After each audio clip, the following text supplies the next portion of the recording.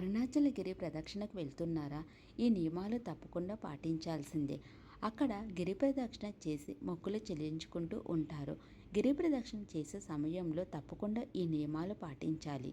గిరివాలం అంటే పవిత్ర పర్వతాల ప్రదక్షిణ.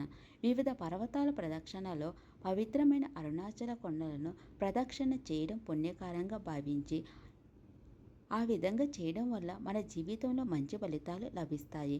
అరుణాచల కొండలను శివుని స్వరూపంగా భావిస్తారు. కాబట్టి గిరి ప్రదక్షిణ చేయడం మంచిదని భావిస్తారు. అయితే గిరి ప్రదక్షిణ చేసే సమయంలో ఈ నియమాలు పాటించాలి. అరుణాచల నగరం 8 దిక్కులు 8 లింగాల కారణంగా ప్రత్యేకమైన అష్టభుజ నిర్మాణాన్ని కలిగి ఉంటుంది. గిరి ప్రదక్షిణ చేసేటప్పుడు చెప్పులు లేకుండా చేయాలి. గిరి ప్రదక్షిణ 14 కిలోమీటర్లు ఉంటుంది. ఉదయం 9 లోపు గిరి ప్రదక్షిణ చేయడం మంచిది. ఎక్కువ బరువు ఉన్న వస్తువులు తీసుకొని వెళ్ళొద్దు. గిరి ప్రదక్షిణ కోసం వెళ్ళేటప్పుడు చిల్లర తీసుకెళ్లడం తప్పనిసరి.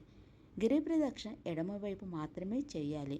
కుడివైపు సిద్ధులు దేవతలు అదృశ్య రూపంలో గిరి ప్రదక్షిణ చేస్తూ ఉంటారు. మీరు ప్రదక్షిణ చేసేటప్పుడు ఓం అరుణాచల శివ అని నామస్మరణ చేస్తూ వెళ్ళాలి. గిరి ప్రదక్షిణ చేసే సమయంలో రమణ మహర్షి ఆశ్రమం తప్పకుండా సందర్శించండి. జ్ఞాన మందిరంలో ధ్యానం చేస్తే మానసిక ప్రశాంతత కలుగుతుంది.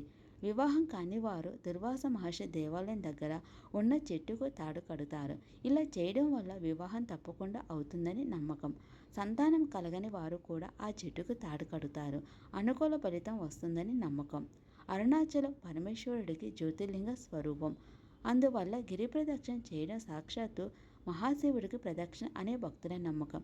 ఈ వీడియో నచ్చితే అరుణాచల శివ కామెంట్ చేయండి.